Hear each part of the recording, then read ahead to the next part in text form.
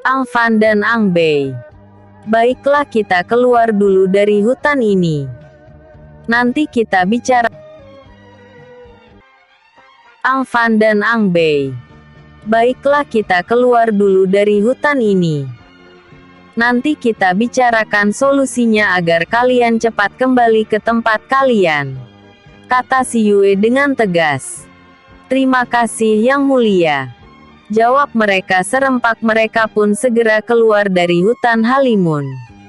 Ketika mereka keluar dari hutan Halimun, ternyata hari semakin sore. Akhirnya Dewa Wikia membawa semua orang dengan kapal miliknya dan mengantar mereka ke kota masing-masing. Saat mereka masuk ke dalam kapal milik Dewa Wikia, kekaguman terlihat sekali di wajah mereka. Sedangkan para prajurit kini tidak lagi dimasukkan ke dalam ruang teratai. Karena hari menjelang malam, saat kapal menurunkan para penduduk yang diculik Raja Iblis, mereka tidak ada yang tahu kedatangan mereka. Karena pekerjaan tambahan itulah, akhirnya mereka sampai di kerajaan Phoenix memerlukan waktu lebih dari 1 minggu. Dan saat kapal mendarat di halaman istana kerajaan Phoenix, si Yue dan Dewa Wikia langsung menemui sang buah hati di istana sang bunda. Betapa bahagianya seluruh keluarga saat melihat semua orang kembali dengan selamat. Dewa Wikia yang terluka saat perang dengan Raja Iblis mengalami banyak luka walaupun tidak terlalu parah. Dewa Wikia mendapat perawatan dari istri sendiri, dan kini telah segar kembali. Begitu juga para prajurit yang terluka. Mereka telah bugar kembali. Dan satu lagi kenyataan yang mereka tahu, kalau Sang Dewi Keadilan adalah seorang dokter yang sangat luar biasa. Pil yang dia berikan bukan saja membuat mereka cepat sembuh tapi membuat mereka bertenaga dan mudah berkultivasi. Kenyataan itu membuat mereka semakin kagum dan menghormati si Yue dengan tulus. Semua itu membuat Dewa Wuchan hanya bisa geleng kepala karena kekagumannya. Para prajurit Nirwana berada di istana Phoenix selama 1 minggu. Setelah itu mereka dikembalikan lagi ke Nirwana. 3 dewa utama sangat bahagia mendengar kemenangan mereka. Saat mendengar cerita mereka, ketiga sampai melongo tak percaya. Untuk kesuksesan penyerangan itu, si Yue, Dewa Wikia serta semua yang ikut dalam peperangan mendapatkan hadiah dari 3 dewa utama. Dan yang paling beruntung adalah si Yue. Selain mendapatkan keponakan emas, dia juga mendapatkan pedang kembar yang disebut Pegang Pelangi yang dihadiahkan langsung pada putra kembarnya, Ang Fan dan Ang Bei.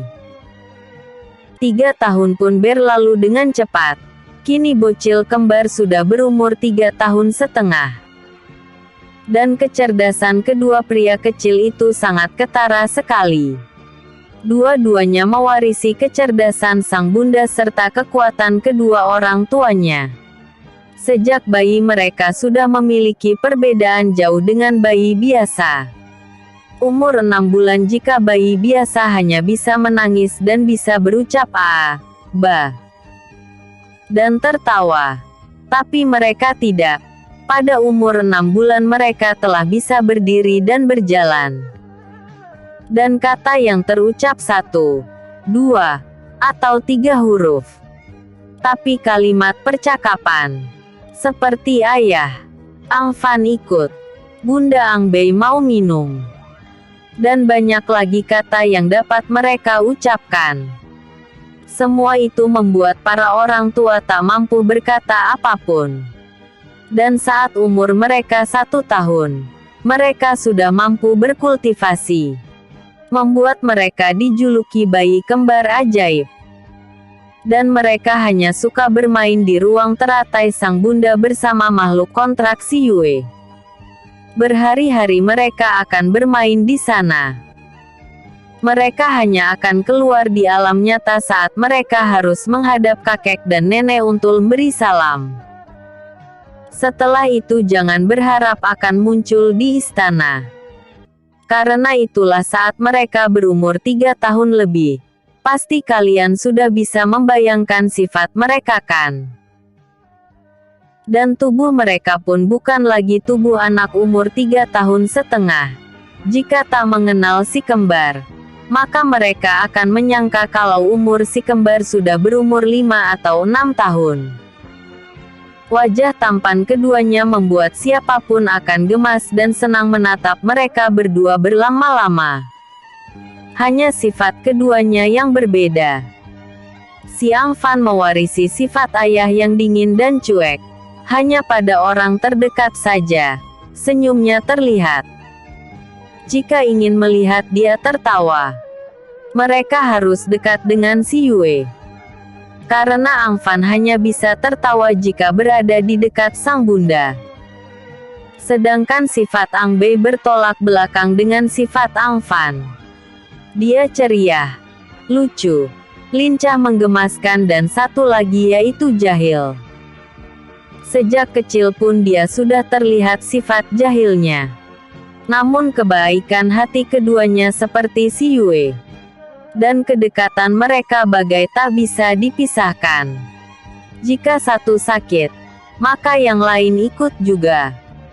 Mereka sangat menyukai tinggal di ruang teratai. Dan jika sang bunda bertanya, kenapa mereka lebih sering bermain dan tinggal di ruang teratai? Maka jawaban mereka singkat saja. Kami tak ingin jauh dari bunda.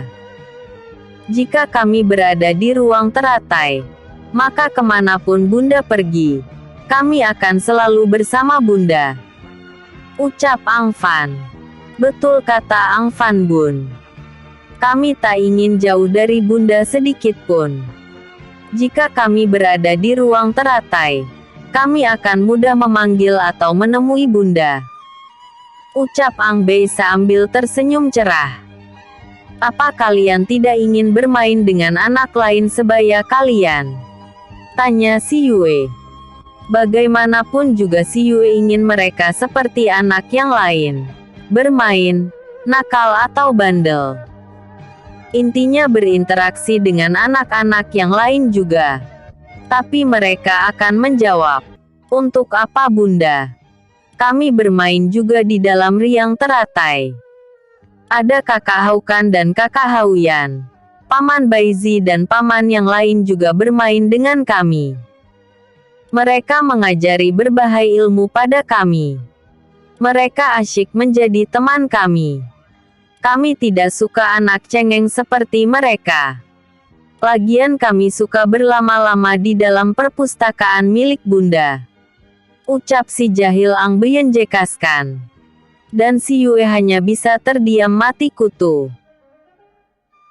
Mendengar semua perkataan dari kedua putra kembarnya, akhirnya si Yue memiliki ide.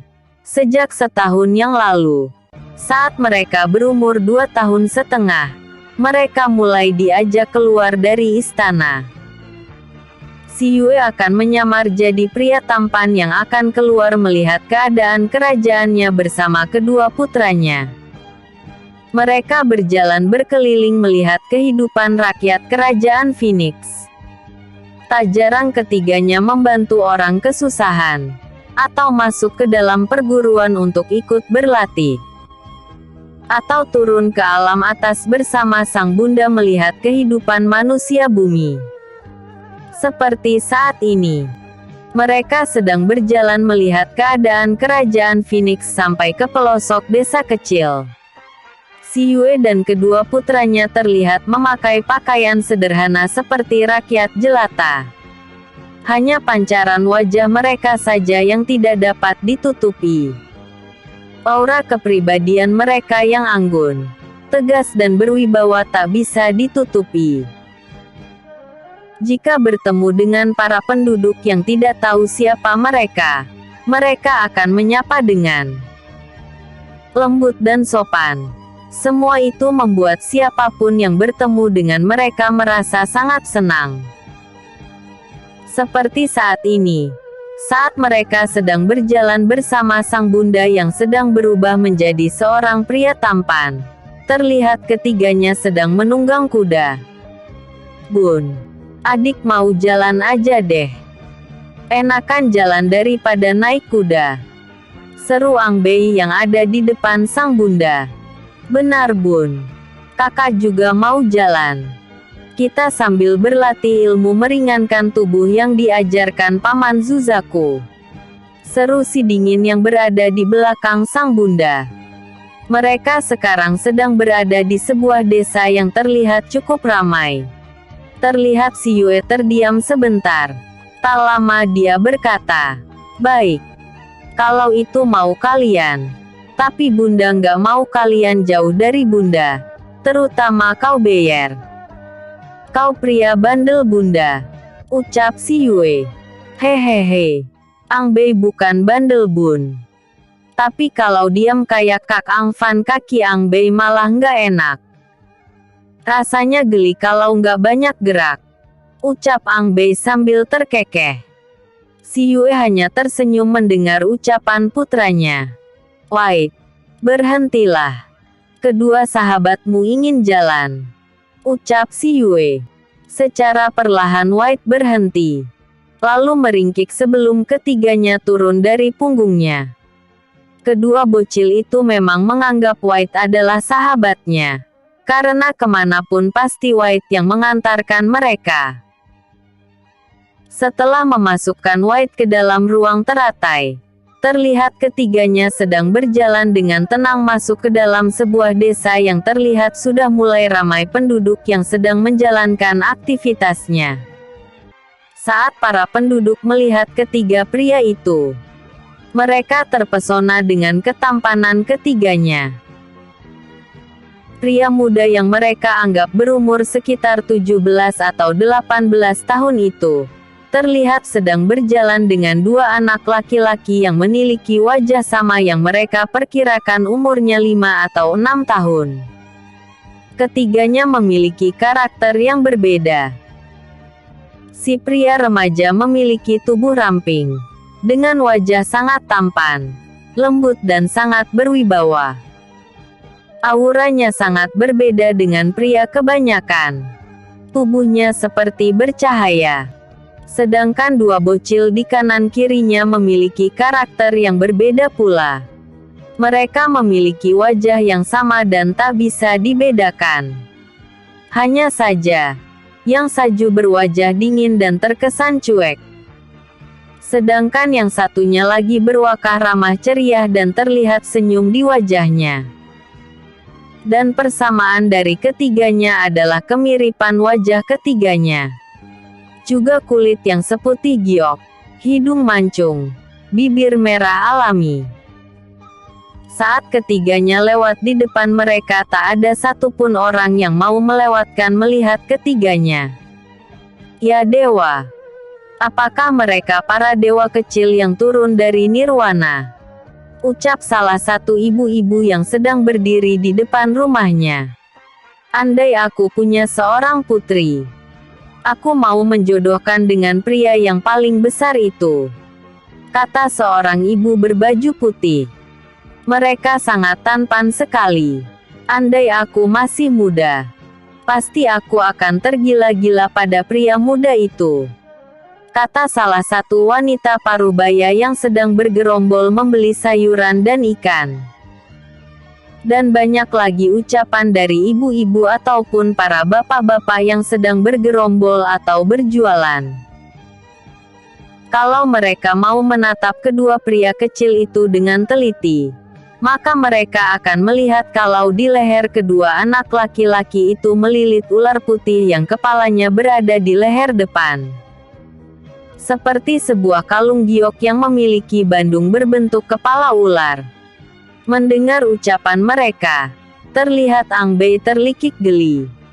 "Bun, mereka mengira bunda pria tulen," ucap si jahil. "Saat bunda muda dulu, penampilan bunda seperti ini. Sampai bunda dilantik menjadi ratu kerajaan inilah bunda baru merubah penampilan bunda menjadi seorang wanita. Kalau begitu kenapa ayah bisa mencintai bunda? Apakah ayah menyukai sesama jenis? Tanya Ang Bei kembali sambil terkikik geli. Kus. Dasar anak nakal. Kau itu masih umur 3 tahun Beyer. Tapi otakmu ini. Tentu saja ayah tidak seperti itu. Semua itu karena Paman Yesamu tahu tentang ibu. Paman Yesa yang makhluk kontrak ayahmu. Memberitahu siapa bunda sebenarnya. Dia tahu kalau bunda seorang wanita. Jadi akhirnya bunda menjadi istri ayah. Ucap si Yue. Si Yue tak mengerti kenapa di dalam otak mereka tak masalah seperti itu. Mereka sudah tahu masalah orang tua. Si Yue pikir ini bukan otak anak usia 3 tahun deh. Bei. Kau membuat bunda bingung. Kau itu masih berumur 3 tahun. Ucap Ang Fan dengan wajah dinginnya. Ye. Kau sendiri berapa umurmu? Ejek Ang Bei. Sudah. Kenapa kalian malah bertengkar? Ucap si Yue menengahi. Mendengar ucapan sang bunda. Kedua pria kecil itu terlihat terdiam. Mereka bukan bertengkar serius Jieji. Itulah bentuk kasih sayang mereka. Ucap suara kecil yang berada di pundak kirinya. Aku tahu. Tapi kalau tidak kuhentikan, mana mungkin mereka berhenti. Hehe. Bunda memang tak bisa diremehkan. Tep. Namun ucapan Ang Bei terhenti saat dia melihat seorang anak laki-laki gemuk dan agak besar sedang membuli anak kecil yang bertubuh kurus. Terlihat anak laki-laki gemuk dan menggunakan baju mewah itu sedang menginjak tangan anak laki-laki kecil dan kurus itu. Anak kecil itu terlihat menahan salit. Dan orang sekitar mereka tidak ada yang berani menghalangi atau menolong anak kecil itu. Bang! Sebuah biji salak melayang tepat mengenai mata kaki anak laki itu hingga anak itu melepas injakannya dari tangan anak kecil yang terlihat menahan tangis. Anak gendul itu berteriak dan menangis karena mata kaki kirinya seperti patah. Ah! Sakit hik! Hik! Hik ayah! Ibu! Sakit! Teriak anak gendut itu sambil memegangi kakinya. Mendengar teriakan anak gendut itu berteriak, dua laki-laki besar dan terlihat dingin mendekati anak itu. Sedangkan Ang Bei sudah berada di dekat anak kecil itu. Kau tidak apa-apa kak? Ucapnya kembut. Terlihat anak kecil yang tingginya hampir sama dengan Ang Bei. Tapi wajah dewasanya kalah dengan putra si Yue. Tanganku sakit sekali. Ucap anak itu. Dan Ang Bei dapat melihat kalau tangan anak itu terluka cukup parah. Dan di lututnya juga terluka. Terlihat wajahnya memerah. Siapa dia dan kenapa dia menyakitimu? Tanya Ang Bei denga. Wajah terlihat sedih. Dia anak orang terkaya di desa ini. Ucap anak laki-laki itu. Lalu kenapa dia menyakitimu? Tanya Ang Bei sambil menatap anak itu yang masih kesakitan karena kakinya. Dan dua pria gagah mendatangi dan berusaha menghiburnya. Dia tadi membuang sepotong roti. Aku pikir karena roti dia sudah dibuang, maka aku mengambil roti itu. Namun saat dia melihat aku mengambil roti yang sudah terjatuh dan berada di atas tanah, dia marah dan menuduhku pencuri. Tentu saja aku kaget dan menyangkal tuduhannya. Tapi dia tetap menuduhku pencuri lalu memukulku. Ucap anak itu. Lalu di mana rotinya? Tanya Ang Bei. Terlihat wajahnya mulai memerah karena marah.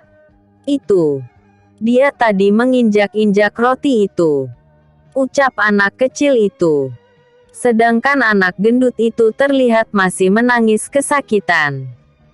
Saat itulah tiba-tiba sepasang suami istri yang juga berbadan gendut keluar dari rumah makan. Terlihat kecemasan di mata keduanya. "Anakku, ada apa ini? Kenapa dia kesakitan?" seru sang ibu. Anak laki-laki itu terlihat menangis semakin keras. Tentu saja membuat kedua orang tuanya semakin bingung. Mereka lalu menanyakan pada dua pengawal yang sejak tadi membujuk anak gendut itu.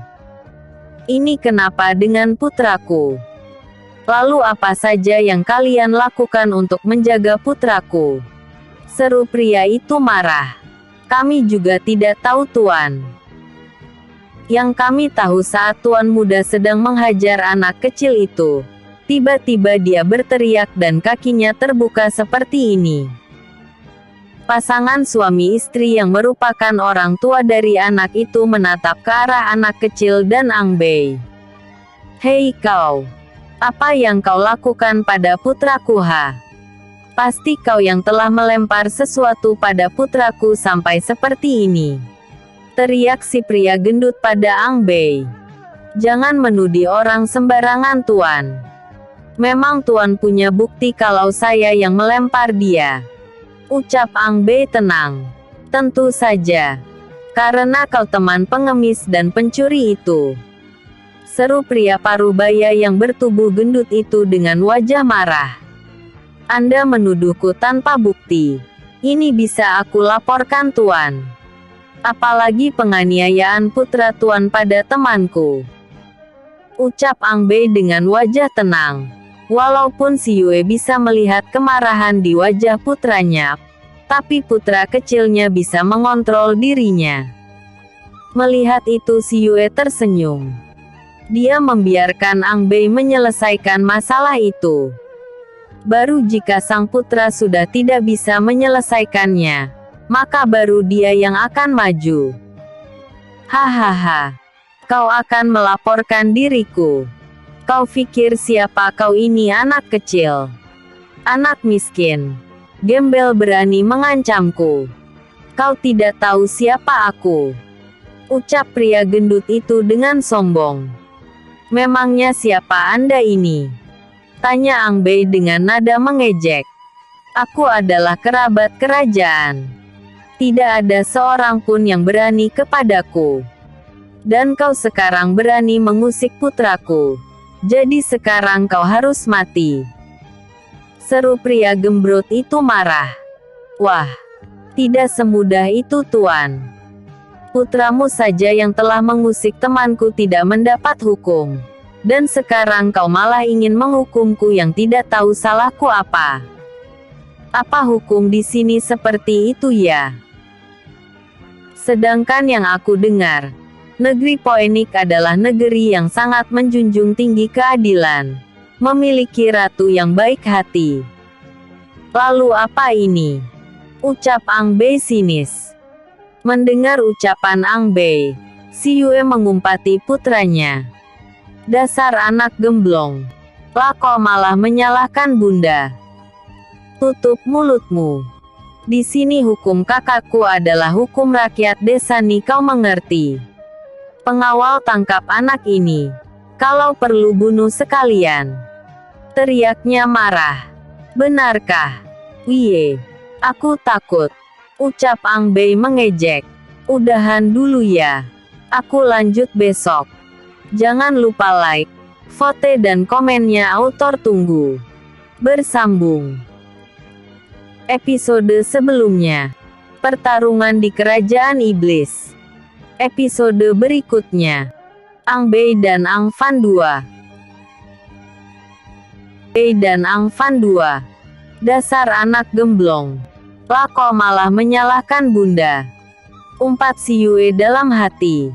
Dia gemas dengan sang putra satu itu. Putra jahilnya memang terkadang sangat menyebalkan. Walaupun begitu dia sangat bangga pada kedua buah hatinya itu. "Tutup mulutmu. Di sini hukum kakakku adalah hukum rakyat desa ini, kau mengerti? Pengawal tangkap anak ini.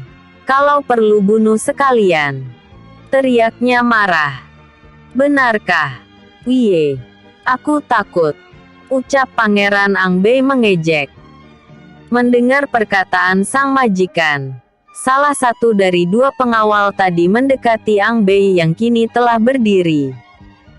Begitu juga anak kecil yang dia tolong. Anak kecil itu terlihat ketakutan saat pria dewasa itu mendekati mereka. Teman, bagaimana ini? Kau telah menolongku, tapi kau akan celaka.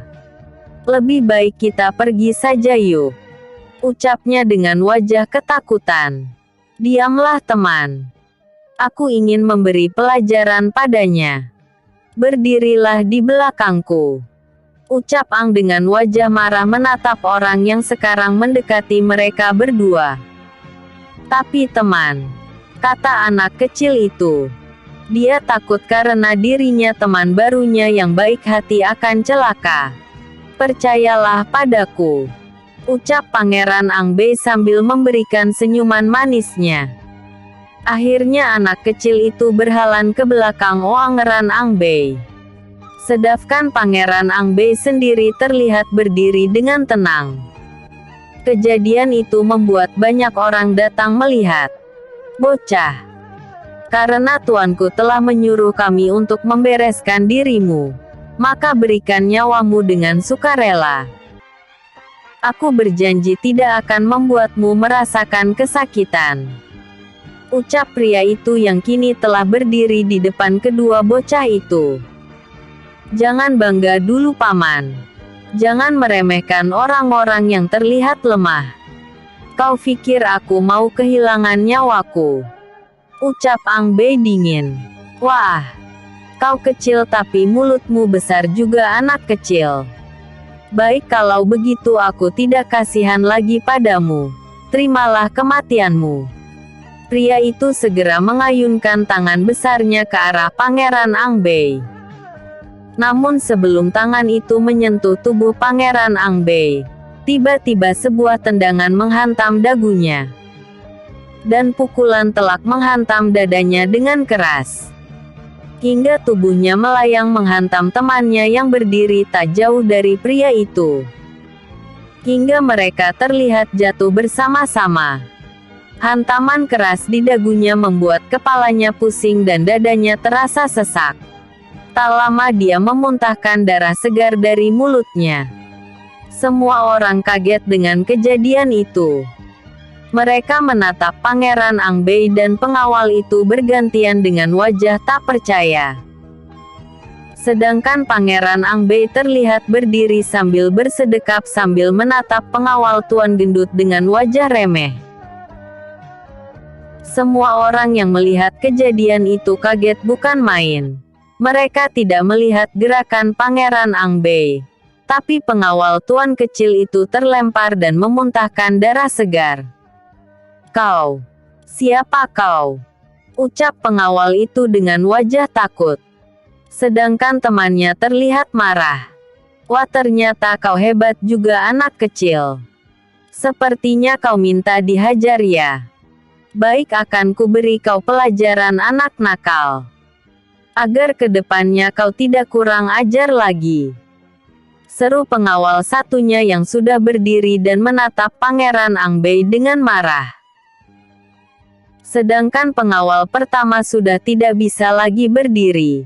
Karena dadanya yang terkena hantaman oleh anak kecil itu terasa sesak dan sulit untuk bernafas. Dan tak lama sang teman mulai menyerang Angbei. Seperti temannya, dia juga terlempar dan malah pingsan tak bergerak lagi. Melihat kejadian itu, si Tuan Gendut marah. Dia mau menyerang Angbei tapi dia tak berani. Dua pengawalnya saja sudah jatuh. Apalagi dia yang tak tahu apa-apa.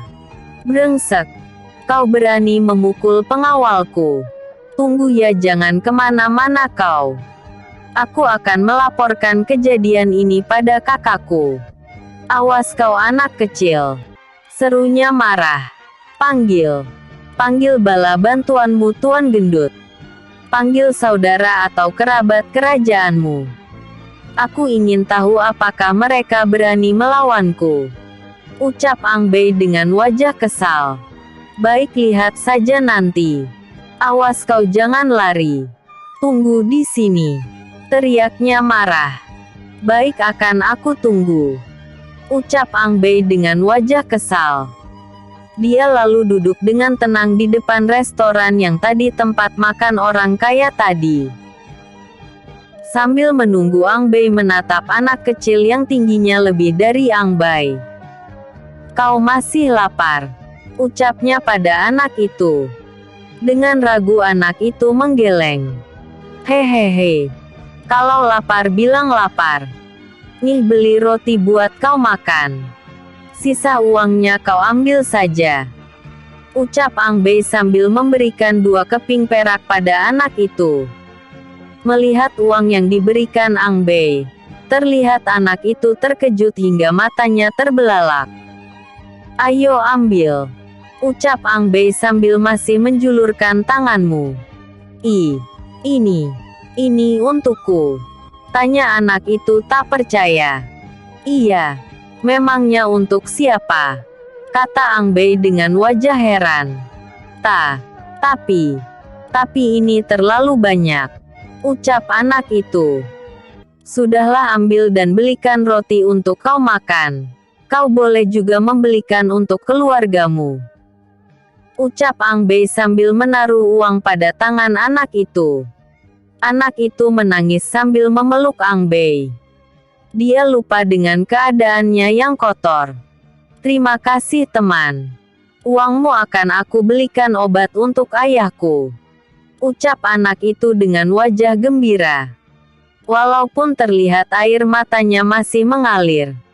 Ayahmu sakit? Tanya Ang Bei dengan wajah kaget. Iya. Beberapa hari ini ayahku sakit. Karena itulah aku mencari pekerjaan untuk membeli obat.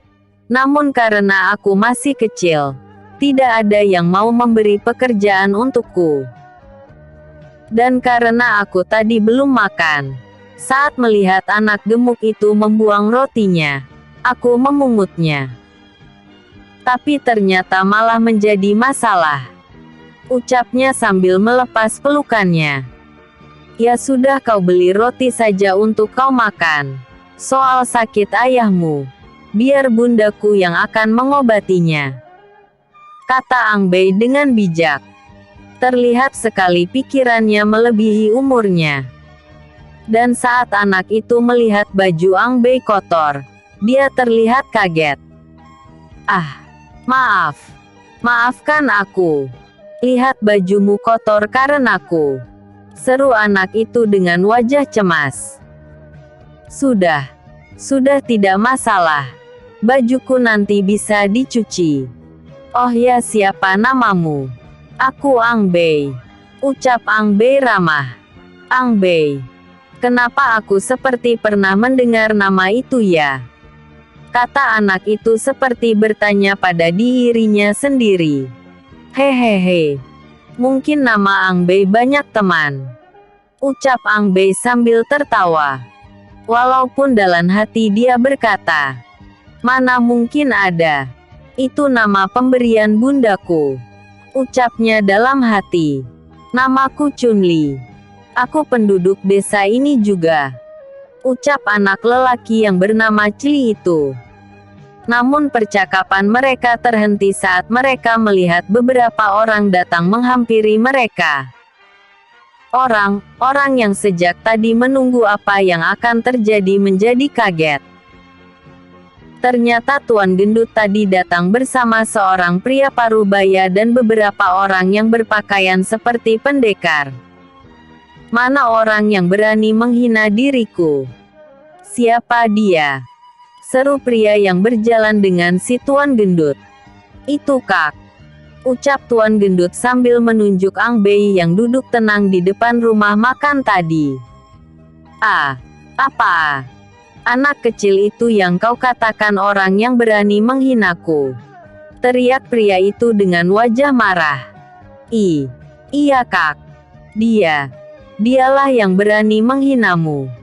Tapi jangan tertipu Kak. Dia sangat kuat. Itu lihat kedua pengawalku. Mereka dihajar oleh anak itu. Ucap Tuan Gendut sambil menunjuk kedua pengawalnya yang terkapar di tanah. Dasar kalian saja yang bodoh. Melawan anak kecil saja kalian sudah tidak mampu. Ucapnya dengan nada kesal. Lalu dia memanggil pengawalnya. Kalian tangkap anak itu. Bawa padaku. Ucapnya memerintah. Baik Tuan. Tak lama terlihat seorang pengawal mendatangi Ang Bei. Sedangkan si kecil Ang Bei melihat kedatangan seorang pria dengan tubuh besar datang mendekati mereka. Terlihat dia masih duduk dengan tenang. Setelah pria itu berada di depan Ang Bei, pria itu berkata dengan sombong. Anak kecil ikut denganku baik-baik agar kau tidak terluka. Ucapnya dingin. Mendengar perkataan pengawal itu, Ang Bei menatap sekilas lalu berkata, "Ogah, enak saja memerintah. Emang siapa Anda?" Ucapnya dengan wajah cuek. "Jangan banyak laga anak kecil. Atau kau ingin aku memaksamu?" Ucap pria itu lagi. "Hehehe. Memangnya Anda bisa memaksaku? Coba saja kalau bisa." Ucap Ang Bei dengan wajah imutnya. "Brengsek. Ternyata kau tidak dapat dihalusi ya. Baik sekarang rasakan kepalan tanganku ini." Teriak pria itu marah. Dan dia segera menghantam Ang Bei dengan kepalan tangannya. Namun sebelum tangan itu mendarat di tubuh Ang Bei, terlihat tubuh Ang Bei melesat ke atas. Dan tendangan beruntun menghantam dada dan perut pria itu. Hingga tubuh besar itu terpental 3 langkah dari tempat dia berdiri. Dan tak lama pria itu memuntahkan darah segar dari mulutnya sebelum kemudian dia pingsan. Melihat itu, semua mata menatap tak percaya. Tak lama terdengar seruan nyaring dari mulut pria yang berjalan dengan Tuan Gendut tadi. "Tangkap anak itu. Bawa dia hidup atau mati di hadapanku." Teriaknya marah. Pengawalnya yang berjumlah 8 orang. 6 orang segera maju ke depan. Mereka segera ingin menyerang Pangeran Ang Bei. Namun berkelebat tubuh lain ke arah Ang Bei. "Enak saja. Aku juga ingin berlatih Beyer." Ucap suara dingin yang kini berada di dekat Ang Bei. Kini ada 2 anak kecil yang memiliki tinggi dan wajah yang sama. Melihat kehadiran Ang Fan terdengar suara tawa renyah Ang Bei. "Hahaha. Aku pikir kau membiarkan aku menghabisi mereka semua sendirian kak. Baguslah kita selesaikan bersama." Ucap Ang Bei dengan wajah gembira. Mereka para pengawal sempat terkejut saat mereka melihat ada 2 anak kecil yang memiliki wajah dan tinggi tubuh yang sama sedang berdiri dengan gagah di depan mereka. Tak lama mereka mulai menyerang Ang Bei dan Ang Fan dengan pedang mereka. Namun dengan gerakan ringan mereka meladeni para pengawal yang menyerang mereka dengan senjata. Sedangkan si Yue hanya menatap kedua putranya dengan tenang. Dan tak begitu lama akhirnya mereka tumbang semua. Melihat kejadian itu, mata para penduduk juga pria tua itu melotot tak percaya. Dan akhirnya dia memanggil 2 pengawal yang tersisa tadi. Entah apa yang dia katakan tak lama kedua pengawal itu pergi. Melihat itu terdengar tawa Ang Bei. "Hahaha. Siapa lagi yang akan kalian panggil?" Cek, cek cek. Ternyata ada juga pejabat yang memiliki watak seperti kalian. Ya. Bagaimana kalau Ratu Si Yue tahu kalau dia memiliki bawahan seperti Tuan sombong ini? Aku tak bisa membayangkan murka yang akan kalian dapatkan. Ucap Ang Bei sambil menatap sang bunda yang menatapnya dengan wajah kesal. "Dasar anak bandel. Bisanya dia berkata seperti itu. Tapi aku juga salah. Kenapa aku bisa kecolongan seperti ini? Aku harus menyeleksi otak dan watak para pejabat di kalangan bawah. Bisanya ada manusia kejam dan serakah bisa menjadi pejabat di dalam kekuasaanku. Dan ternyata masih asa kezaliman di desa ini. Dasar. Ini PR untukku. Ucap si Yue dalam hati. Tutup mulutmu bocah nakal. Kau berani menghinaku ha? Tunggu sebentar lagi. Kau akan tahu akibat dari keberanianmu ini. Teriaknya marah.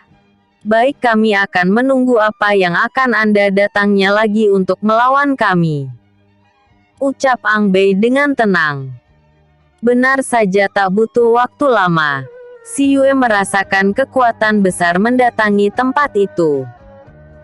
Dan tak lama terlihat 3 pria parubaya dengan wajah bengis mendatangi mereka. Saat melihat kedatangan ketiga orang itu, wajah Tuan Sombong terlihat cerah. "Tuanku," ucap Tuan Sombong tadi sambil memberi hormat pada ketiga orang yang baru datang. "Ada apa kau memanggil kami?" ucap pria itu dingin. "Maafkan aku. Tapi aku kesal pada kedua anak kecil itu. Dia telah menghinaku," ucapnya dengan wajah kesal. Mendengar perkataan si Tuan Sombong, 3 pria itu menatap ke arah telunjuk pria sombong. Mereka melihat 2 bocil yang berwajah tampan dan sama persis, sedang berdiri dengan santai. "Anak itu, kau kalah dengan mereka," ucap pria itu tak percaya. "Hehehe, ternyata kau hanya bisa mengadu. Apa dia bapak Anda? Cek. Aku pikir Anda akan membawa seseorang yang menakutkan," ucap Ang Bei dengan wajah menyebalkan. Mendengar ucapan sang putra, si Yue hanya bisa tersenyum. "Dasar anak nakal. Tapi kalau ini harus aku sendiri yang menghadapi mereka. Aku merasa kekuatan mereka terlalu jauh di atas putraku. Aku tak ingin terjadi apapun pada anak nakal itu," batin si Yue. Si Yue segera melayang dan berdiri di tengah-tengah Ang Bei dan Ang Fan. "Kalian berdua sudah cukup berlatih. Sekarang menyingkirlah. Biar ini bagian Bunda. Hao Kan, Hao Yan, dan kau Kak. Jaga mereka," ucap si Yue pada kedua naga kembar serta Feng Kui dan Tiger. "Baik Bunda," ucap Ang Bei dan Ang Fan serentak. "Baik Ibu," ucap Hao Kan dan Hao Yan. "Baik Yue," ucap Feng Kui dan Tiger bersamaan. Feng Kui dan Tiger segera melompat ke pundak Ang Bei dan Ang Fan. Dan mereka semua segera menyingkir menjauh dari sang bunda. Melihat kedatangan si Yue, semua orang terkejut. Begitu juga Tuan Sombong dan Tuan Gendut. Sedangkan ketiga pria parubaya itu menatap si Yue dengan seksama. Mereka ingin mengetahui kekuatan si Yue. Namun mereka tidak bisa merasakan atau melihat kekuatan si Yue. Siapa pria ini? Kenapa aku tidak bisa melihat dan merasakan kekuatannya? Apakah dia orang biasa? Atau dia malah kekuatannya lebih tinggi dariku? Ucap pria yang berdiri paling depan. "Kak, ada apa? Apakah kau mengenal dia? Atau merasakan kekuatannya?" kata pria yang ada di belakangnya. "Tidak, aku tidak mengenalnya. Tapi aku tidak bisa merasakan kekuatan pria muda ini," ucap pria parubaya yang dipanggil kakak. "Mungkin dia orang biasa saja Kak," kata pria yang satunya lagi. "Jangan sembarangan. Lihat pancaran dari tubuhnya. Aku merasakan ada sesuatu rahasia yang mereka bertiga sembunyikan," ucap sang kakak. "Lalu apa yang kita akan lakukan?" tanya sang adik. "Kita coba menyerang bersama-sama. Mungkin kita akan tahu siapa dia," ucap pria itu perlahan. Baik, ayo kita lakukan, ucap sang adik. Mereka segera maju ke depan menghadapi si Yue. Tanpa mereka sadari semua yang mereka ucapkan, si Yue sudah mendengarnya. Siapa kau sebenarnya? Kata pria pertama sambil menatap si Yue dengan tajam. Apakah pembicaraan kalian tentang diriku sudah selesai? Atau masih ada lagi masalah yang akan kalian bahas? Silahkan. Aku akan sabar menunggu, jawab si Yue lembut. Mendengar ucapan si Yue, ketiganya kaget. Jangan katakan kalau dia mendengar obrolan kami, batin. Orang kedua, gila. Apa pria ini mendengar percakapan kami? Aku rasa jarak kami terlalu jauh. Dan kami juga berkata secara perlahan. Kata orang ketiga, siapa pria ini? Kenapa ucapannya seakan dia mendengar ucapan kami? Kata pria pertama, aku tidak mendengar percakapan kalian. Aku juga tidak gila. Kalau aku gila, mana mungkin aku ada di hadapan kalian? Cek kalian ini. Jangan sembarangan mengatai orang dong. Kata si Yue dengan wajah dibuat kesal. Sedangkan ketiga orang itu kaget bukan main. Ya dewa, siapa pria ini? Ucap mereka bersamaan. Setelah terdiam sejenak, tak lama pria pertama berbicara. Anak muda, kami tidak tahu siapa Anda, tapi izinkan kami meminta pelajaran padamu. Ucap pria pertama. Boleh. Tapi jika terlalu keras aku minta maaf. Ucap si Yue. Kami tahu. Ucap pria pertama. Dia segera mengeluarkan pedangnya. Dan tak lama terjadilah pertarungan 1 lawan 3. Si Yue mengeluarkan cambuk sinarnya. Melihat cambuk sinar di tangan si Yue, mereka kaget.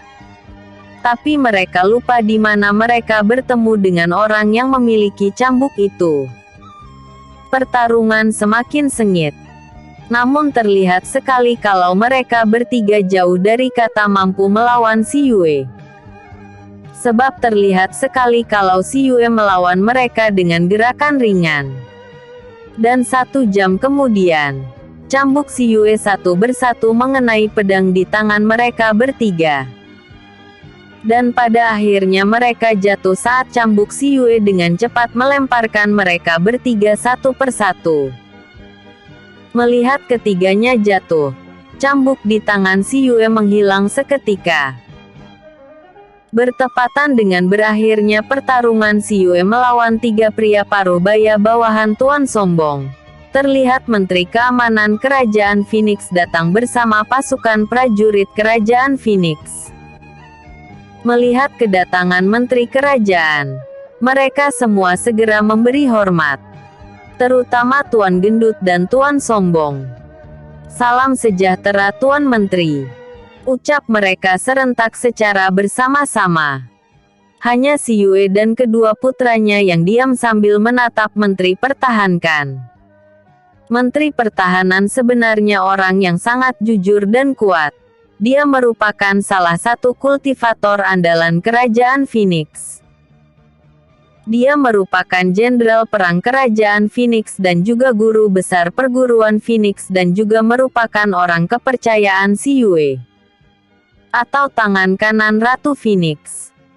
Tapi apa hubungannya Menteri Keamanan dengan 2 pria sombong itu? Kenapa kau memanggil Lu Tausar? Lalu mana pemberontak yang kau katakan itu? Ucap Menteri Junyu. Nama Menteri Keamanan sekaligus Jenderal Perang Kerajaan Phoenix. Dia belum melihat keberadaan si Yue dan kedua putranya. Kak. Dia pemberontak yang sangat berbahaya. Dia telah mengalahkan Guru Chun bersaudara. Ucap si Tuan Sombong. Lalu mana dia? Serunya dengan marah. Itu dia. Dialah pemberontak itu.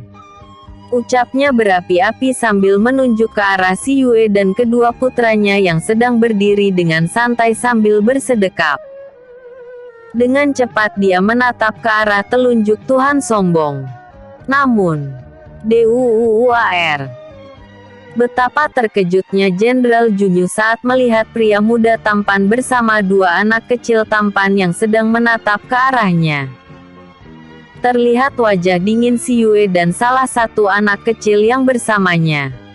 Sedangkan salah satu dari anak kecil itu tersenyum sambil berkata, "Halo kakek Junyu. Apa kabar?" Ucap si jahil sambil melambaikan tangannya dengan wajah jenaka. Yang mulia ratu," seru Jenderal Junyu sambil menatap Si Yue tak percaya. Dia memang sering melihat ratu dan putranya dalam pakaian penyamaran. Banyak dari para pembesar yang tahu itu dan mendengar kalau Si Yue sering keluar dalam penyamaran. Tapi mereka tidak tahu penyamaran Si Yue yang sebenarnya. Hanya dia yang mengetahuinya. Sebab dia juga sering ikut Si Yue dan kedua putranya untuk berkeliling melihat keadaan kerajaan tanpa diketahui orang lain. Terkadang mereka juga bersama sang Dewa Wikia. Semua itu Si Yue lakukan untuk kemakmuran kerajaan Phoenix. Karena itulah dia sangat mengagumi cara Si Yue membuat kedamaian di kerajaan Phoenix dan memang benar. Semenjak Si Yue menjadi ratu kerajaan Phoenix, kesejahteraan dan keamanan serta kemakmuran kerajaan ini semakin meningkat. Walaupun terkadang sang ratu harus pergi ke Nirwana berminggu-minggu jika ada masalah di Nirwana. Tapi mereka maklum karena ratu mereka juga merupakan Dewi Keadilan. Mendengar ucapan Jenderal Junyu semua orang kaget dan terpanah. Apalagi Jenderal Junyu langsung memberi hormat dengan menekuk kedua kakinya. "Salam sejahtera yang mulia ratu. Salam sejahtera Pangeran Angbai, Pangeran Angfan. Semoga kebahagiaan dan keberkahan selalu bersama yang mulia," ucap Jenderal Junyu dengan penuh hormat. Melihat semua itu, secara serempak semua bersujud sambil mengucap salam seperti yang Jenderal Junyu lakukan. Mereka tak pernah menyangka kalau tiga pria di depan mereka yang sejak tadi bertanggung dengan para pengawal Tuan Gendut dan Tuan Sombong adalah Ratu Agung mereka bersama kedua putra kembarnya yang sedang menyamar. "Sudah bangunlah kalian semua," ucap Si Yue dengan nada lembut namun tegas. "Terima kasih yang mulia," ucap mereka serempak. Namun tidak bagi pengawal dan Tuan Gendut dan Tuan Sombong. Mereka tetap bersujud sambil mengucapkan kata ampun. "Yang mulia, sebenarnya apa yang terjadi? Kenapa mereka melaporkan kalau ada pemberontak yang akan menyerang kerajaan?" tanya Jenderal Junyu keheranan. "Siapa yang bilang ada pemberontakan? Apakah aku dan putraku merupakan pemberontak kerajaanku sendiri?" kata Si Yue sinis. Mendengar ucapan dari sang ratu, Jendela Junyu menatap pada kedua orang yang sekarang sujud memohon ampun. "Kakek, Tuan Gendut dan Tuan Sombong itu sebenarnya siapa kakek sih?" kata Angbei dengan nada kesal. "Tuan Gendut dan Tuan Sombong," ucap Jenderal Junyu heran. "Itu yang sedang meminta ampun," ucap Angbei dengan wajah kesal. "Oh, bukan siapa kakek. Dulu kakek pernah bertetangga dengan Tuan Nan. Sedangkan Tuan yang gendut itu adiknya. Kami bukan saudara." "Memangnya kenapa yang mulia?" tanya Jenderal Junyu dengan wajah heran. "Dia mengatakan padaku kalau mereka kerabat kerajaan Phoenix. Sedangkan aku tidak pernah memiliki kerabat yang sombong dan angkuh seperti mereka. Yang berani menggunakan nama anggota kerajaan sebagai kesombongan untuk menindas rakyat kecil," ucap Angbei dengan nada marah. Maksud yang mulia? Tanya Jenderal Junyu. Walaupun di dalam hatinya sudah mengerti Yeawa maksud perkataan Pangeran Angbei. Lihat ini kakek. Dia tuan gendut itu. Tega membiarkan putranya menyiksa anak kecil hanya karena anak kecil ini mengambil roti yang telah dia buang. Dan saat aku menolong dia, tuan gendut marah karena aku berani padanya yang merupakan anggota kerajaan. Dan anehnya tuan sombong malah membela adiknya. Dan kakek bisa menebak kelanjutan ceritaku saat melihat mereka itu kan?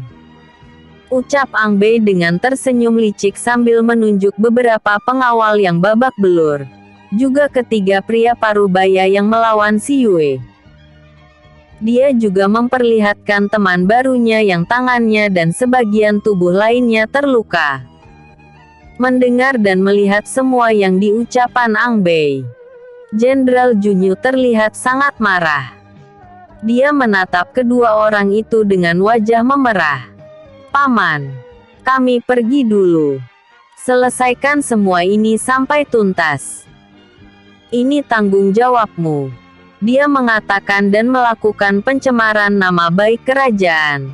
Semua itu karena mereka mengenalmu. Ucap si Yue dengan tenang. Baik yang mulia. Ucap Jenderal Junyu dengan wajah menatap kedua orang itu dengan tatapan marah.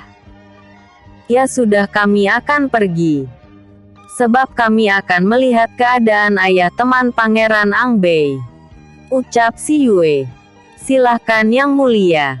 Ucap Jenderal Junyu dengan hormat. Ya sudah, ayo anak-anak kita pergi. Ucap si Yue lembut. Baik bunda. Ucap Pangeran Angbei dengan wajah gembira. Dia segera membawa teman barunya yang terlihat takut-takut untuk pergi membawa mereka ke rumahnya. Udahan duku ya. Aku lanjut besok lagi. Jangan lupa like, vote dan komennya, aku tunggu. Bersambung. Episode sebelumnya. Angfan dan Angbei. Episode berikutnya. Ke Nirwana. Dokter Jenius. Ke Nirwana. Paman, kami pergi dulu. Selesaikan semua sampai tuntas. Ini tanggung jawabmu. Sebab dia mengatakan kalau mereka kerabat kerajaan dan ternyata semua itu karena mereka mengenalmu. Jadi aku harap paman bisa menyelesaikan semua ini. Ucap si Yue dengan tenang. Baik yang mulia, hamba akan menyelesaikan semuanya. Semua ini karena mereka mengenal hamba. Ucap Jenderal Junyu dengan wajah kesal. Gimana tidak kesal? Berani sekali mereka mengaku anggota kerajaan hanya karena mereka mengenal dia. Dan itu mereka lakukan untuk tindakan yang memalukan. Dan itu terjadi di depan ratu dan putranya. Di mana dia tidak marah. Dasar orang tak berguna. Umpat jenderal dalam hati. Untung saja ratu baik hati. Kalau tidak matilah dia. Ayo kita pergi. Kita akan melihat keadaan ayah temanmu itu. Ucap si Yue mengajak kedua putranya pergi. Baik bunda. Ucap Pangeran Angbei dengan wajah gembira. Dia segera membawa teman barunya yang terlihat takut-takut untuk pergi membawa mereka ke rumahnya. Mereka beremoat segera pergi menunggalkan temoat itu. Si Yue sempat membelikan bahan makanan untuk keluarga Chunli. Namun baru saja mereka berjalan keluar meninggalkan toko kelontong tempat membelikan bahan makanan untuk Chunli. Tiba di depan si Yue dan putranya telah berdiri pria tampan nan gagah Dewa Wikia. Dia segera memeluk sang istri. Tentu saja semua itu membuat si Yue kaget. Sebab yang dia tahu, sekarang Dewa Widya sedang pergi ke Nirwana untuk menghadiri pertemanan dengan 3 dewa utama. Loko sudah kembali Han. Bukankah hari ini kau menghadap 3 dewa utama? Tanya si Yue keheranan. Aku sudah mengirim Yesa ke sana untuk memberitahukan kalau aku besok saja akan menghadap mereka, kata Dewa Widya dengan tenang. Hani, bukankah kata Dewa Agung ini masalah penting? Tanya si Yue dengan wajah cemberut kesal. Aku tidak bisa pergi tanpamu. Kau tahu aku tidak bisa jauh darimu, ucap Dewa Wikia sambil menatap manik mata sang istri. Mendengar ucapan Dewa Wikia, ingin rasanya dia memuntir telinga pria bucin di depannya. Sayang, kan cuma sebentar. Nanti juga ketemu lagi, ucap si Yue dengan nada kesal. Kalau begitu kau ikut sekarang saja, ucap Dewa Wikia dengan wajah memohon. Hani, bukannya aku tadi sudah bilang kalau aku akan menyusulmu setelah kami selesai memeriksa keadaan kerajaan? Jawab si Yue dengan sabar. Iya, aku mendengar ucapanmu. Tapi saat di tengah perjalanan, aku merasa takut jauh darimu. Akhirnya aku kembali lagi kemari. Bukankah kau tahu kalau aku tidak bisa jauh darimu? Kata Dewa Wikia lagi. Si Yue hanya bisa melongo mendengar perkataan sang suami. Sayang kau ini. Bukannya nanti siang kita akan bertemu juga di Nirwana? Kata si Yue lagi. Tapi coba kau lihat sekarang. Sekarang ini sudah siang sayang. Dan kau masih ada di sini. Kata Dewa Widya lagi. Menyadari kesalahannya si Yue akhirnya berkata. Karena di sini masih ada masalah. Jawab si Yue. Masalah? Tanya Dewa Wikia. Nanti akan aku ceritakan. Sebab masalahnya sekarang sudah diselesaikan oleh Paman Junyu. Kata si Yue lagi menjelaskan. Lalu sekarang kalian mau kemana? Tanya Dewa Widya sambil melepas pelukannya. Ayah, di sini bukan hanya Bunda lo. Kami juga berada di dekarmu, ucap Pangeran Angbei dengan wajah kesal karena sejak tadi diabaikan oleh sang ayah. Cek, bukannya kau sudah tahu Beyer kalau ayah sudah bertemu ibu? Kita tak akan terlihat oleh ayah, ucap Ang Fan dingin. Mendengar ucapan sang putra, si Yue hanya bisa menghela nafas. Bagaimana lagi? Kalau bayi besarnya memang terlalu lengket padanya.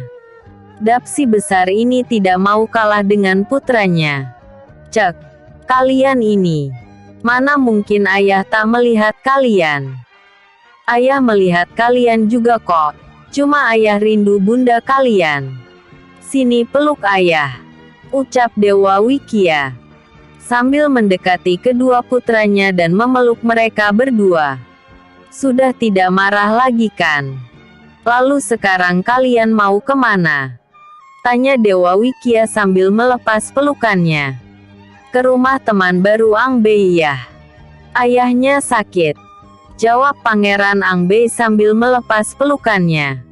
Apakah dia? Tanya Dewa Wikia sambil menunjuk Chunli yang terlihat agak menjauh dari mereka. Benar ayah, jawab Pangeran Angbei lagi. Mereka akhirnya pergi ke rumah Chunli. Ketika mereka sampai di rumah Chunli yang ternyata tinggal di luar desa, di sebuah runa sederhana yang jauh dari tetangga. Melihat itu, rasa kemabusiaan si Yue kembali terpanggil. Mereka segera masuk ke dalam rumah yang terlihat rapi walaupun didapat dikatakan kehidupan mereka di bawah kata sederhana. Selain Ayahmi, kau tinggal dengan siapa lagi Chunli? Tanya si Yue. Hamba hanya tinggal berdua dengan ayah yang mulia, jawab Shanli dengan wajah agak takut. Baiklah kita lihat keadaan ayahmu, ucap si Yue lembut. Dengan diantar Chunli mereka masuk ke dalam rumah dan langsung melihat keadaan ayah Chunli. Terlihat di dalam ruang kamar yang kecil namun bersih itu, tergolek seorang pria parubaya yang terlihat tidur dengan keadaan lemah. Dengan segera si Yue memeriksa keadaan ayah Chunli. Dan untunglah keadaannya tidak terlalu parah. Saat ayah Chunli tahu kalau yang memeriksa dia adalah ratu kerajaannya, dengan sudah payah ayah Chunli ingin bangun. Tapi si Yue segera mencegah perbuatan pria itu. Tidak usah bangun. Kau sakit dan aku tahu itu. Lebih baik minumlah ini. Minim 1 BKS li sehari. Dan aku juga telah membawakan bahan makanan. Jadi jangan bekerja dulu. Sembuhkan dulu penyakitmu. Kata Di Yue menasehati. Hamba mengerti yang mulia. Ucap ayah Chunli. Setelah memeriksa dan mengobati ayah Chunli, mereka segera pulang ke istana. Karena mereka akan segera pergi ke Nirwana. Namun si Yue meminta ayah Chunli untuk menemuinya setelah sembuh. Sesampainya di istana Phoenix, mereka segera berangkat bersama para pengawal pribadi mereka pergi ke Nirwana. Sesampainya di Nirwana mereka segera menghadap 3 dewa utama. Untunglah Dewa Agung dan Dewa Brahmadaya serta Dewa Kehidupan masih berkumpul di Istana Dewa Agung. Sepertinya mereka sedang berdiskusi. Mereka berdua segera masuk ke dalam Istana Dewa Agung. Sedangkan para pengawal menunggu di luar. Saat ketiga dewa utama melihat Dewa Wikia yang datang bersama sang istri, mereka hanya bisa geleng kepala. Salam yang mulia 3 dewa utama. Sapa si Yue dan Dewa Wikia bersamaan. Salam kalian kami terima. Bangunlah. Jawab Dewa Brahmata. Terima kasih yang mulia. Jawab si Yue dan Dewa Wikia bersamaan kembali. Mereka segera bangun dan duduk di kursi yang ditunjuk Dewa Agung. Kenapa kau terlambat menghadap Wikia? Lalu tadi makhluk kontrakmu datang dan berkata kalau kau akan datang besok pagi. Lalu kenapa sekarang sudah ada di sini? Tanya Dewa Agung. Mendengar ucapan Dewa Agung, Dewa Wikia segera berkata, benar yang mulia. Semula hamba akan datang besok. Tapi istri hamba mengajak hamba datang sekarang. Karena takutnya ada masalah penting yang harus diselesaikan. Jawab Dewa Wikia. Mereka bertiga memang tahu tabiat Dewa Wikia yang tidak bisa terpisah dari sang istri. Hanya bisa geleng kepala. Bagaimana bisa dewa yang terkenal sangat dingin pada wanita itu, sekarang sangat bucin pada istrinya. Tapi mereka tak bisa marah pada dewa yang satu ini.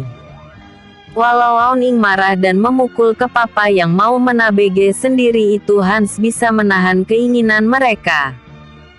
Karena kekuatan nirwana memang ada pada dia dan sang istri. Namun Merauk harus tetap menegur Dewa Wikia.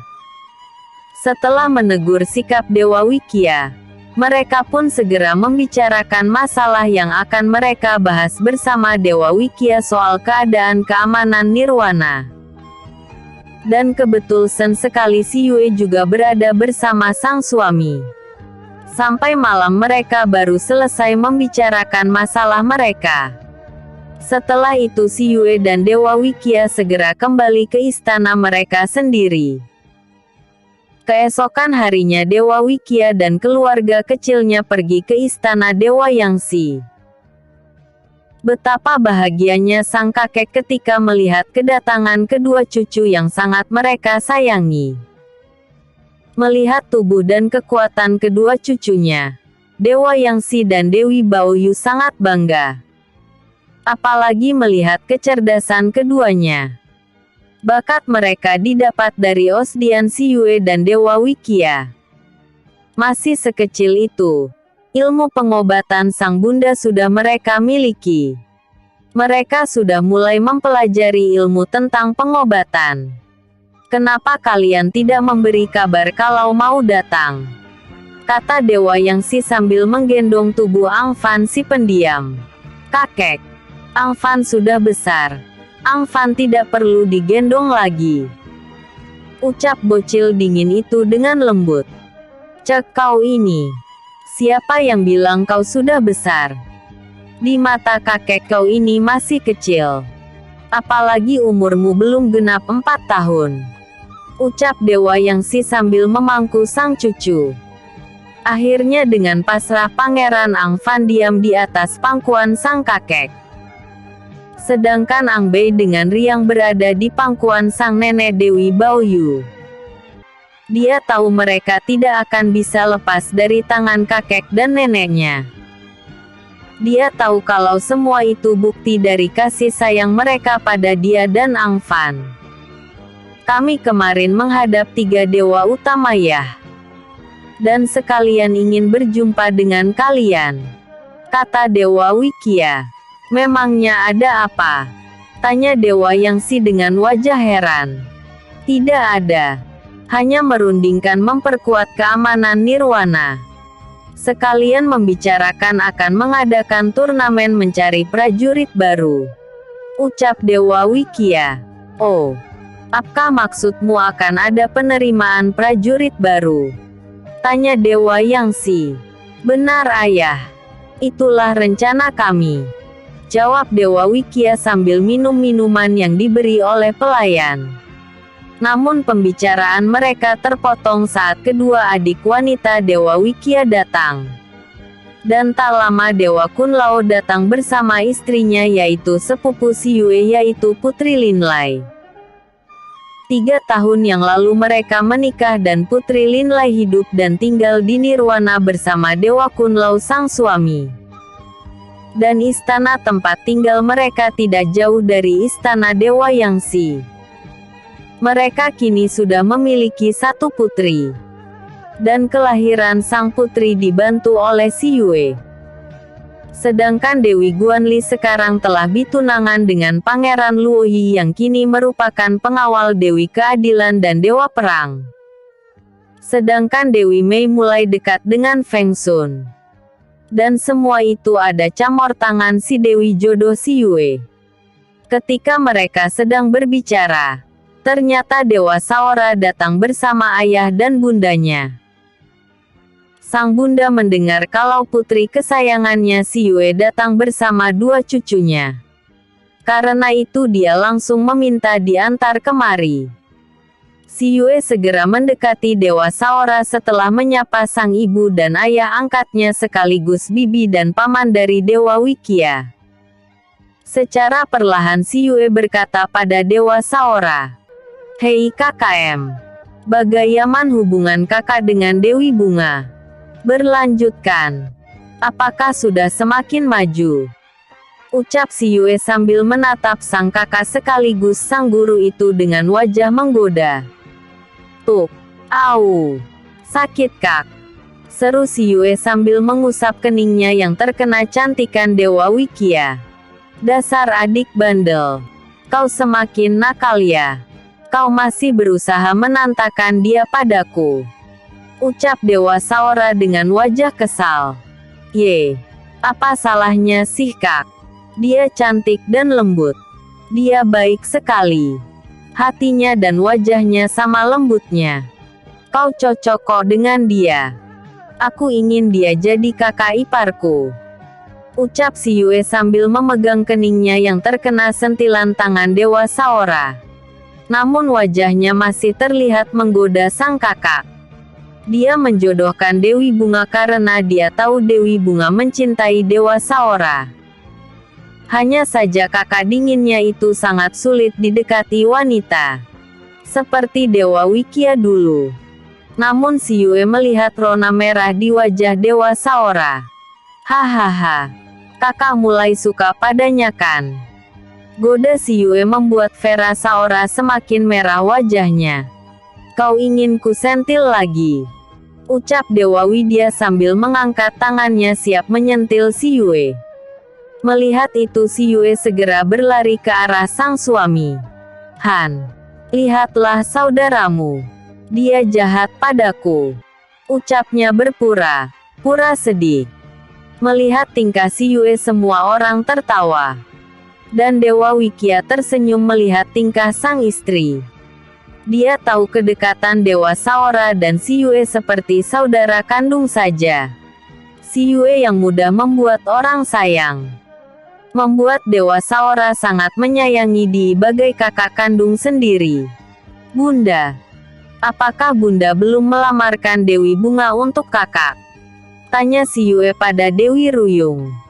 Yuer, seru Dewa Saora kesal dan terlihat rona merah wajahnya semakin memerah karena malu. Melihat itu semua orang kembali tertawa. Mungkin sebentar lagi sayang.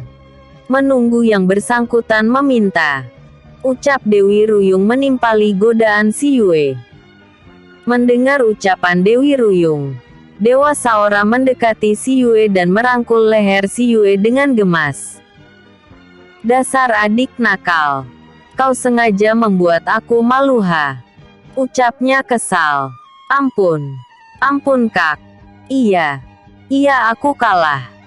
Seru si Yue. Melihat tingkah kedua orang itu, membuat mereka semua tertawa. Paman, jangan sakita bunda. Seru bocil kembar bersamaan. Mereka berlari mendekati si Yue. Dengan cepat mereka mukul tangan dan tubuh Dewa Saora. Merasakan tenaga mereka Dewa Saora kaget bukan main. Hei, Tensge kalian. Yuer mereka. Tanya Dewa Saira tak percaya. Benar. Kekuatan mereka semakin meningkat pesat. Jawab si Yue. Sedangkan Dewa Wikia hanya tersenyum melihat si Yue, Dewa Saora dan kedus putranya yang memang sangat akrab. Dia tidak ada perasaan cemburu pada sang kakak yang memang selalu mendukung hubungannya dengan si Yue sejak dulu. Andai bukan pertolongan dari Dewa Saora, mana mungkin dia mendapatkan ampunan dari si Yue? Dan mana mungkin dia bisa mendapatkan gadis jenius itu menjadi istrinya sekarang? Mereka sering berlatih di ruang teratai. Kata Dewa Wikia menyela pembicaraan si Yue dan Dewa Saora. Tentu saja mereka menjadi seperti ini. Puji Dewa Saora sambil menatap kedua keponakannya yang kini berada di pangkuan si Yue. Malam itu keluarga Dewa Saora menginap di istana Dewa Yangxi. Sore harinya si Yue, Dewi Baoyu dan Dewi Ruyung serta kedua saudara Dewa Wikia berada di dapur istana utama. Mereka sedang belajar membuat masakan dari si Yue untuk makan malam. Dan saat semua hasil masakan mereka tertata dengan baik di atas meja makan, Dewi Ruyung berseru dengan gembira. Ah, ternyata aku bisa juga membuat makanan. Semua ini berkat dirimu sayang. Seru dengan gembira Dewa Ruyung pada si Yue. Bibi, aku juga ikut memasak loh.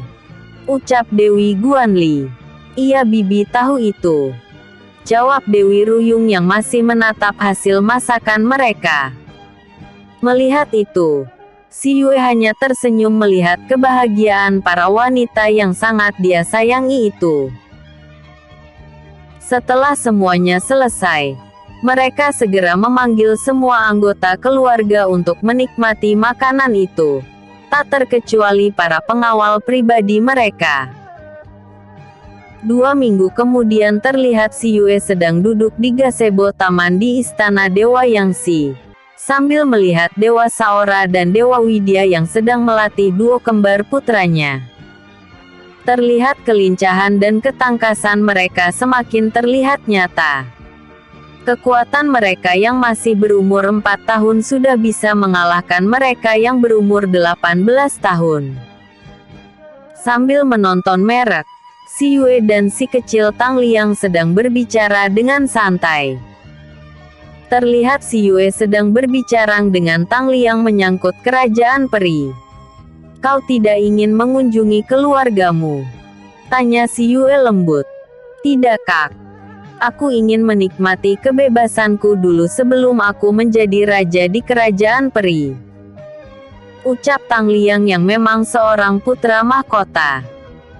Mendengar ucapan Tang Liang, Si Yue teringat saat dia mengantarkan Rang Liang menemui keluarga dari peri yang telah dia angkat sebagai saudaranya itu. Setelah pertempuran melawan kerajaan iblis itu, Si Yue membawa Tang Liang kembali ke kerajaan peri di antar Dewa Wikia. Mereka mencari keberadaan kedua orang tua dan keluarga Tang Liang. Dan dengan bantuan sang suami dan Zuzaku, mereka bisa menemukan keluarga Tang Liang yang dipenjarakan di tengah hutan lebat yang ada di Nirwana. Bukan hanya di tengah hutan saja Raja Iblis memenjarakan mereka. Selain di tengah hutan, tapi juga di dalam Danau Yu yang airnya sangat dingin. Mereka ditaruh di kotak kaca dan ditaruh di dasar danau. Bukan hanya kedua orang tua Tang Liang yang ada di sana, tapi juga saudara, bibi dan paman Tang Liang. Dan hampir semua keluarga Tang Liang berada di sana. Saat Si Yue dan Dewa Widya menemukan mereka, mereka dalam keadaan lemas hampir tak bernyara. Dan yang tidak tahan akhirnya mati lemas. Setelah menolong mereka dengan susah payah, akhirnya kedua orang tua Tang Liang bisa diselamatkan, begitu juga dengan beberapa keluarga Tang Liang. Setelah mereka sehat, mereka kembali membangun kerajaan yang hancur akibat perbuatan Raja Iblis. Mereka membangun kembali kerajaan mereka bersama para penduduk yang selamat dari kehancuran itu. Setelah kerajaan telah bisa berdiri tegak kembali, Raja ingin menobatkan Tang Liang menjadi raja mereka. Namun Tang Liang menolak. Dia masih menginginkan ikut Si Yue. Dia janji akan datang dan menjadi raja setelah puas hidup bersama sang kakak. Melihat kedekatan sang putra dengan Si Yue dan Dewa Wikia, sang ayah sangatkah bangga. Akhirnya mereka mengabulkan permintaan Tang Liang. Dengan berat hati Raja Peri melepas kepergian Tang Liang ikut Si Yue. "Kenapa kau tidak ingin kembali ke sana, Lianger?"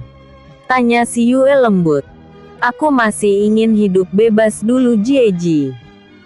Jika aku kembali sekarang, aku takut mereka akan memaksaku untuk menjadi raja." Jieji tahu sendiri kalau mereka ingin memaksaku menjadi raja mereka, sedangkan aku tahu ayah masih kuat pemimpin kerajaan itu sampai berpuluh tahun lagi. Jawab Tang Liang dengan wajah kesal. "Kau harus bersabar. Mereka melakukan itu karena mungkin mereka ingin istirahat dengan tenang. Mereka ingin memberikan kekuasaan kerajaan padamu." Hibur Si Yue sambil melihat Tang Liang sebentar lalu kembali melihat ke arah suami, kakak dan putranya yang sedang berlatih. "Andai saja aku punya saudara yang lain, aku lebih memilih ikut denganmu saja, Jieji. Biarlah saudaraku Tang menjadi raja. Sebenarnya aku tidak terlalu suka atau tak ingin menjadi seorang raja. Andai ada pilihan memilih menjadi raja atau menjadi rakyat biasa, aku akan memilih menjadi rakyat jelata asal bisa selalu bersama kalian. Hidup dengan gembira bersama dua keponakanku itu. Melihat mereka tumbuh menjadi kuat membuat aku lebih bahagia." Ucap Tang Liang dengan wajah sedih. "Ya sudah. Selama kau masih bersama Jieji, lakukan saja semua keinginanmu." Ucap Si Yue lembut. "Terima kasih, Jieji. Kau memang wanita yang sangat baik. Aku bangga dan bahagia menjadi adikmu." Ucap pria kecil itu dengan bahagia. "Dan kau tahu, bukan hanya dirimu putra mahkota yang memilih ikut denganku dan melepas kekuasaannya demi ikut Jieji." Ucap Si Yue. "Putra mahkota. Jadi ada juga putra mahkota dari para sahabatmu itu? Tanya Tang Liang dengan wajah kaget. Ada. Hanya saja dia memiliki seorang adik. Dan adiknya itu yang menjadi pengganti dia menjadi putra mahkota saat dia memilih ikut Jieji. Ucap si Yue menjelaskan. Benarkah? Lalu siapa dia Jieji? Tanya Tang Liang penasaran. Kakak Feng Sun. Kak Feng Sun adalah putra mahkota kerajaan Feng yang berada di alam tengah. Dia rela melepas kekuasaannya demi mengikuti kakak. Begitu juga dengan Kak Luoyi serta Kak Gongsang. Mereka adalah pangeran kerajaan Juhan. Kerajaan besar di alam bawah. Ucap si Yue sambil menatap Tang Liang. Lalu kembali melihat sang suami dan Dewa Saora yang sedang melatih putra kembarnya. Tunggu Kak, jadi orang tua Gege Luoyi dan Gege Sang adalah orang yang sering berbincang dengan kakek kaisar. Kakek Sima dan juga kakek Si itu adalah seorang raja. Tanya Tang Liang sambil menatap si Yue dengan wajah tak percaya. Mantan seorang raja Lianger. Ucap si Yue meralat. Maaf. Itu yang aku maksud. Ucap Tang Liang. Benar sekali. Jawab si Yue lembut. Ya dewa. Ternyata pengikut kakak bukan orang sembarangan. Ucap Tang Liang kagum. Benar. Dan Kak Ningsi merupakan putri dari seorang pemilik perguruan atau guru besar sebuah perguruan yang ada di alam atas. Hanya Chan Silah yang latar belakangnya hanya seorang rakyat biasa. Tapi orang tuanya seorang saudagar besar di alam bawah. Lanjut si Yue. Ya Dewa Jieji. Kau ini memang beda dengan yang lain. Aku semakin bangga menjadi saudara angkatmu. Ucap Tang Liang dengan bangga. Si Yue hanya tersenyum mendengar ucapan Tang Liang. Tak berapa lama terlihat para sahabat si Yue datang menghampiri mereka. Hari ini mereka akan kembali ke kerajaan Phoenix. Tapi mereka masih harus menunggu Dewa Wikia dan Dewa Saora selesai melatih bocil kembar itu. Akhirnya tamat sudah cerita dari si Yue. Lain kali autor lanjut dengan cerita lain ya. Jangan lupa ikuti terus novel petualangan dari Lydia Channel 1784 ini dengan judul Pemilik Mata Dewa. Selamat menikmati sajian ini. Go for watching.